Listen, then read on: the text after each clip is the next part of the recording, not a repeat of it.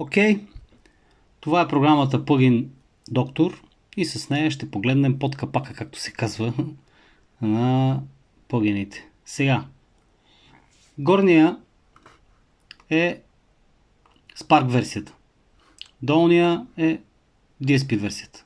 Всичко е ясно, двата плагина са еднакви, принципно.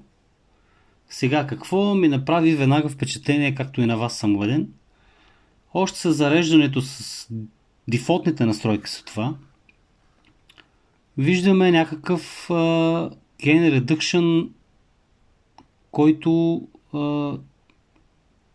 е хаотичен. Да, половин децибел в момента. Да видим какво ще се случи, ако вкараме плагина в по-екстремни нива на входа. Сега. Ето, тук вече нещата стават шантави. Сега, ето, това ми беше притеснението с минаването от DSP на Native. Тук го набримчваме отдолу DSP версията, както виждаме, стои стабилно на минус 6 децибела Gain Reduction при тези същите настройки и не мърда. Сега, това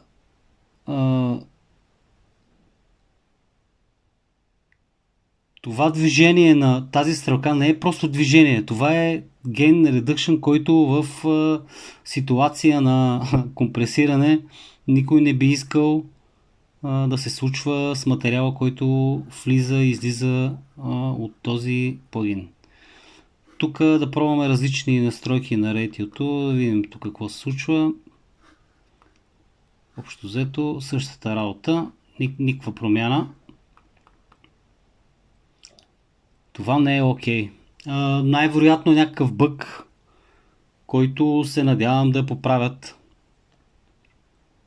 Нямам представа, не съм наясно с програмиране и така нататък, но в това, което ви казах, съм убеден, че DSP картите вършат перфектно работата, за която са проектирани и не случайно струват тези пари и си вършат работата перфектно.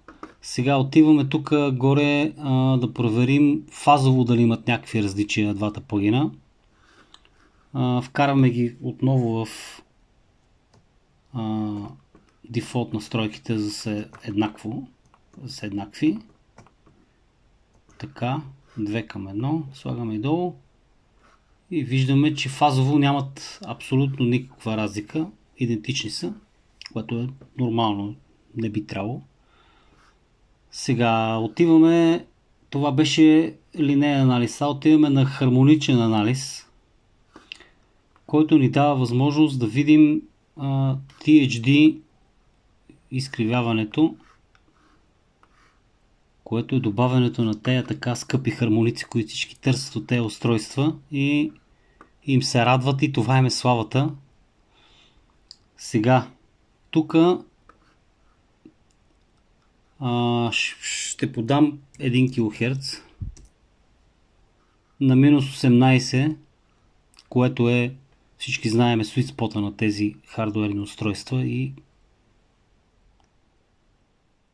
респективно sweet spot би трябвало да бъде и на плагин версия, защото те са копия на хардуерните устройства.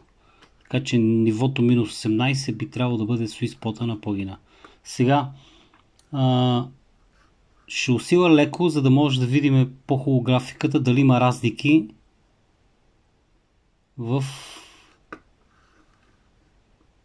този анализ, и виждаме, че съществуват такива разлики и то на места, както тук при 90 Hz ли са това, да, 94, 95 има доста голяма разлика. Това е при вкаран един сигнал. Сега тук можем да измерим при съвкупност от няколко синусоиди едновременно и виждаме, че са идентични нещата. Явно в този режим нещо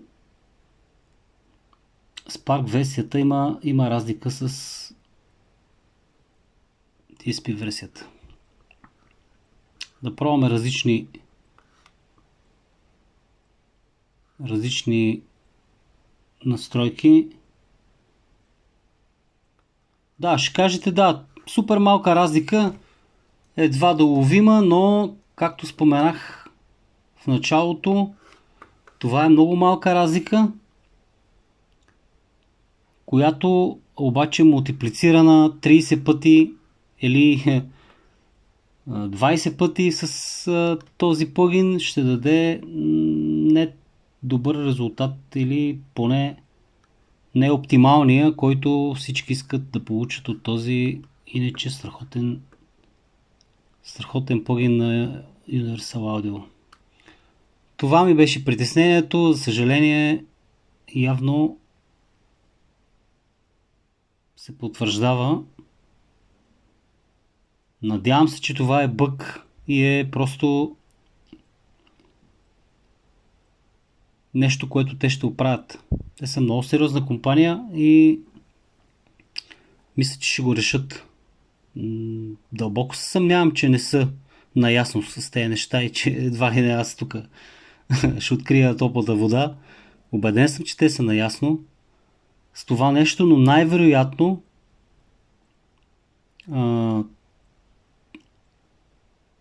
разликата между DSP изчисленията и изчисленията на процесора нямам представа, не съм програмист, не съм навътре в тези неща толкова, но най-вероятно дават резултат и същата работа, както ви споменах, с TDM версиите DSP изчисляваните плагини с RTAS плагините в Pro Tools. Това е накратко това, което установих след като се замислих над нещата. Да пробвам някоя друга версия на 1176, да видим дали ще има разлика. Пак така да проверим LN версията. Така, това е Spark версията. Отварям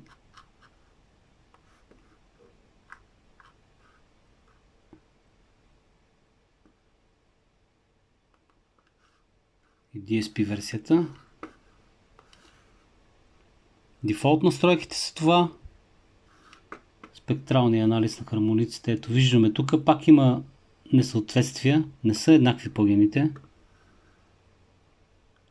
Чисто в THD-то. Това може би ще кажат някой, че не е толкова. Това е супер важно. Сега на тук са окей нещата. Добре. Да проверим два плагина на лад, дали ще дадат разлика. Айде, отварям още един плагин на лад, на DSP версия.